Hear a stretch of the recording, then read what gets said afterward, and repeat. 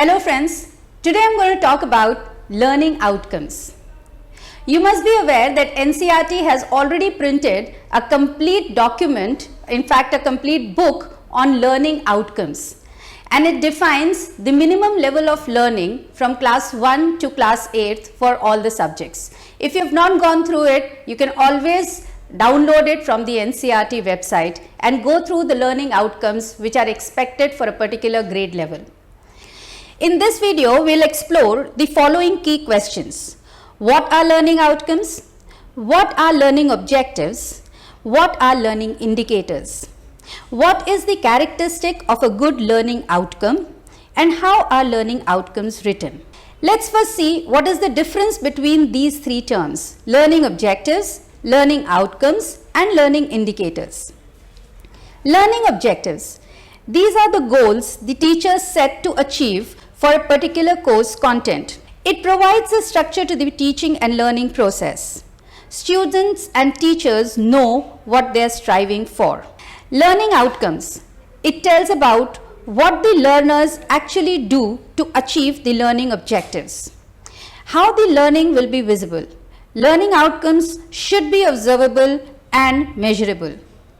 Learning indicators. These are the evidences of learning.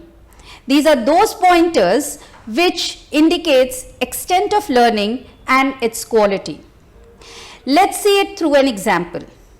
If we are teaching class 8 students coal and petroleum, some of the learning objectives would be to understand the natural and man-made resources with examples, to learn about exhaustible and inexhaustible natural resources, to know about fossil fuels and its process of formation. Now let's see, how can we make this understanding visible? How can we make this learning visible? How can we ascertain that the children actually know?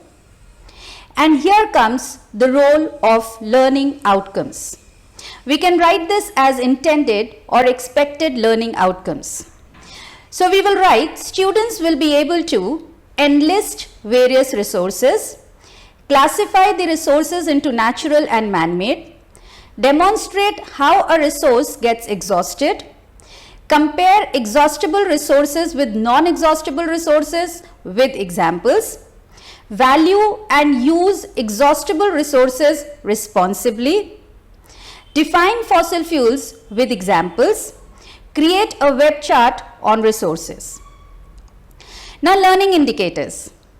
List of resources made by students, response sheets shown by students to indicate natural and man-made, activity on exhaustible resources done by the students, table of difference between exhaustible and non-exhaustible resources made by students after discussion in groups and pairs, and web chart on resources. Now all these learning indicators indicate whether the learning outcomes are met or not. With the help of these evidences, teacher can also identify the learning levels of the students for each outcome. Let us look at the learning outcomes again. The action word in each of these outcomes have to be relooked on the basis of Bloom's taxonomy. Expected learning outcomes. As you can see, enlist, classify, demonstrate, compare, value and enlist responsible use, define and create. All of these are the action words which we have used in our learning outcomes. Now let's try and map these words to Bloom's taxonomy. So enlist will fall under remembering, classify will come under understanding, demonstrate will come under applying, compare will come under analyzing, value and enlist responsible use of exhaustible resources. The child has to evaluate to enlist these ways by which we can use the exhaustible resources responsibly. Define will again come under remembering, and create will definitely get into create because the child is creating a web chart on his or her own on resources. So you can see that all of these learning outcomes are properly matched to the Bloom's taxonomy. It is also important to note here that the higher order thinking skills are built on lower level thinking skills. That is why Bloom's taxonomy is in the form of a pyramid. Example, to evaluate a situation, the student has to have the knowledge and proper understanding of the facts and situation. The child also have to first analyze and only then evaluation is possible. Hence, as we move higher up, all the lower levels are automatically used. Therefore, it is suggested that some of the action words used in the learning outcomes should be of higher order. Let's recap. Learning objectives are the goals which the student-teacher team is trying to achieve. Learning objectives gives a structure to the teaching learning process. Learning outcomes should be observable and measurable. The action words used preferably should have some words which falls into the higher level of thinking skills according to Bloom's taxonomy. Learning indicators are the evidence of learning with which students' individual level of learning can be identified.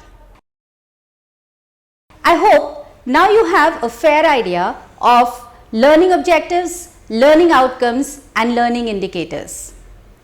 I believe you will be making good use of this knowledge while framing your learning outcomes. And while deciding the action words, please see that some of these action words lie under the higher levels of Bloom's taxonomy. Thank you so much for watching this video, and I'll be more than happy to see you implementing this in your classroom. Thanks a lot.